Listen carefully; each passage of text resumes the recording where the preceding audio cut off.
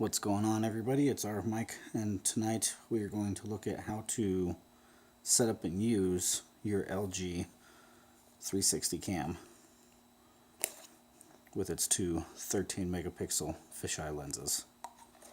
So if you bought the camera, first thing you want to do is download the application.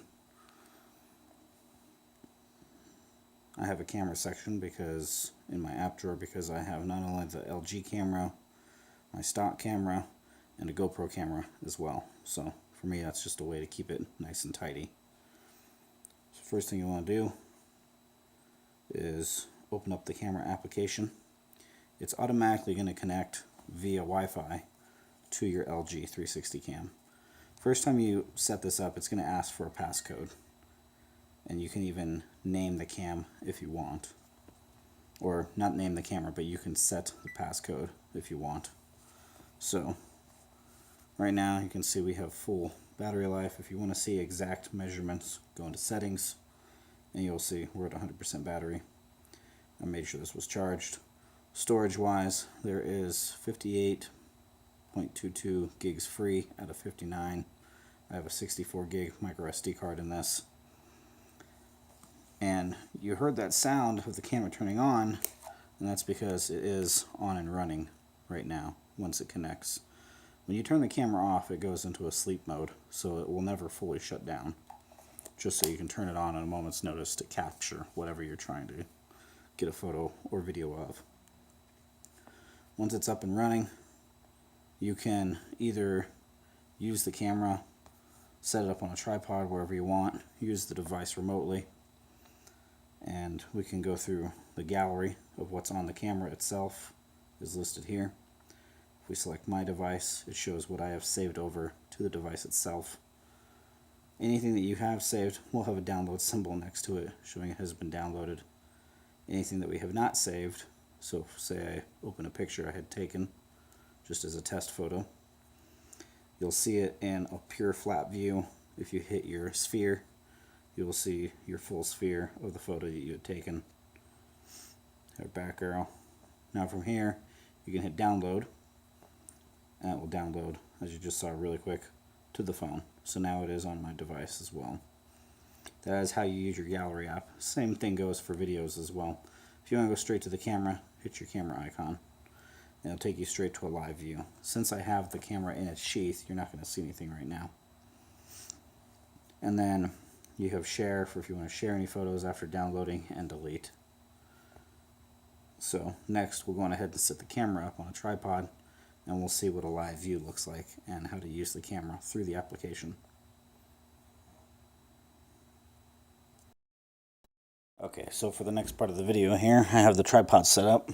We're going to attach our camera to it, and I'll show you how to do manual controls with just the camera without the phone, and then we will back away from the tripod to set up for phone use. So the camera will connect to any tripod that is a standard, or any mount that is a standard 1/4 screw size. I'll get this in place here.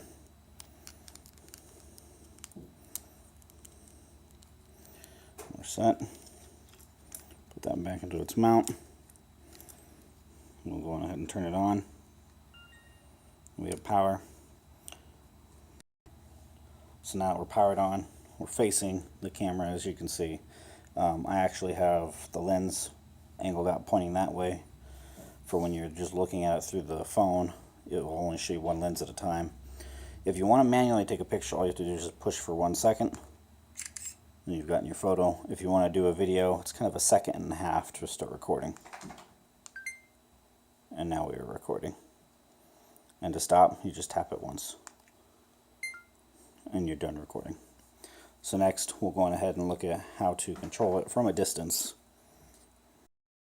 Okay, so our second to last part of the video is how to control remotely and how to then download your video and port it over to your computer so you can upload to YouTube or Facebook using the video uploader and turning it into a 360 video. So we'll go into the camera app, just to see our live view, is going to connect to the camera, which is across the room, still sitting on the tripod. And we're going to see our live view again. It's disconnecting from my home Wi-Fi, connecting to the camera. I'll try to see if I can get us to look at our lens that is facing us and see if I can make some motion so you guys can see that we are getting a live feed. Retry that once more. I think we're connected this time. Yep. Alright, so we're good. So we'll go to camera. And yep, it is facing me. And we can't zoom in live, but if I bring this close enough to where you guys can see, I will move my hand.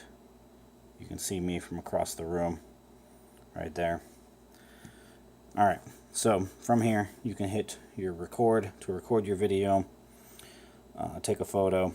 The thing to remember is when you hit record, the second your screen blacks out on the phone, this may have been a glitch, it may be something that's fixed by now, but the second your screen blacks out on the phone, your video blacks out on the camera when it's recording, but you'll still record audio. So that may have been something that was fixed. So if you're going to do a short video and you want to remotely control it, pause and play. So if we record, you can hit, you heard it go off in the background. We're doing a live recording now.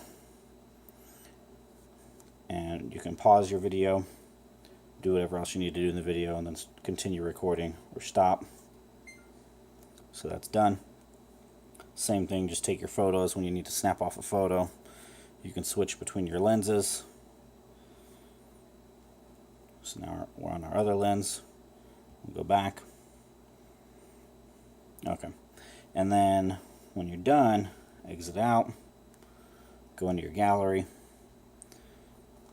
And like I said, when you're ready to take your video from your phone or from your camera, as we can see, it is on the 360 cam section, and then what is on the device. So we will go to the 360 cam section. We will download the test footage we just did. Hit download, check mark that one. We'll download it. You want to download it to the device first. You can see how it's going really slow right here at the last 70 to 100% section. You want to download it to the device and not sideload it from the camera to a computer. And the reason for that is a lot of the software and the stitching, all the metadata, everything that gets stitched together in the background has to go from the camera through the phone's application to be processed properly. So now that it is downloaded, we'll go over to my device in our downloaded section, and you can see our test video that is right there. Well, it should be here, but it shows it is downloaded on this side here on the gallery. We have our download icon up here. So that is that. So next we will go on ahead and move it from the phone here. I'll show you how to move, what file to pull from the phone to the computer so you can upload. So I have the computer set up. We are ready to move our photos from our photosphere, photos and video from the phone to the computer. First thing I'm going to show you is if you copied everything to your phone and you have your Google Photos set up to backup whenever they can or when you're on Wi-Fi, if you go into your Google Photos on your computer, you can actually see, here's a photo I took earlier that is available to view already in Google Photos. This is a photo of my library here at my school. This is a test photo we were doing earlier, just to show off that you can do full 360. I was showing this off to one of my librarians in IT, and we're actually thinking about doing virtual, not a virtual walkthrough, but 360 photos of the inside of the school for anybody that wants to see it before they decide to put their kids in school. But that's one way you can do it. And then you can see here that our test video from earlier had already backed up to Google Photos, but if you try opening this in the web browser through Google Photos, you can see it is literally just one big view it's not the actual round sphere of the video that we had done. So we'll hit delete because I don't need this. We'll remove it. And we'll exit out of that. But yeah, that is your photos if you have them set to backup on Google Photos. That way it'll be easier to share them from here. Now, when you are downloading this to the computer, you want to connect your phone. We'll do micro USB to my V10 here and plug that in to the computer.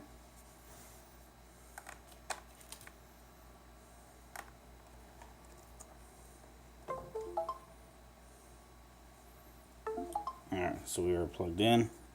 As you can see, first thing here that pops up is my SD card in the phone and internal storage.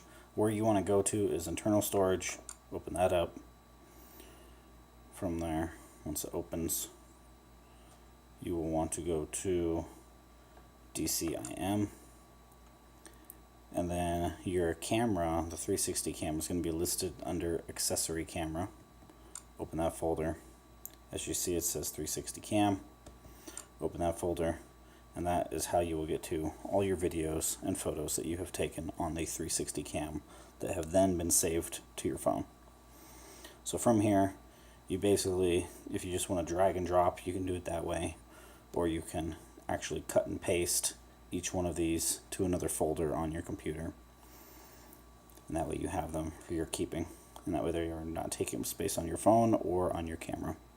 From there, once you have something you are ready to upload, you will want to go to your YouTube or your Facebook via the computer and upload it. So that's about it. So that is basically how you use your LG 360 cam, recording, tethered or non-tethered if you want to use the camera just to stand alone on its own, or if you want to remotely control it via your Android smartphone or iOS device. So if you guys have any comments or questions, please leave them in the comment section down below. I made this video, I know it's kind of long, I made this one via request. I had quite a few people commenting back on other videos of mine saying, hey, could you show a walkthrough video of how to take recordings, how to transfer your data, move everything to and from, and properly upload your video. So I didn't go into the upload section just because I don't need everybody seeing my YouTube stuff on my end, how things look. But it is basically, once you have your YouTube set up, you can, and your videos properly moved over to your computer, you literally just copy and paste it, or use your browser selection, select it from your desktop or whatever folder you have it saved in. So if you guys have any comments or questions, please leave them in the comment section down below. Give the video a thumbs up if this helped you out a lot. Share it with anybody else that has just picked up an LG 360 cam. And subscribe. Please subscribe. I hope to see you all in another video. Have a good night.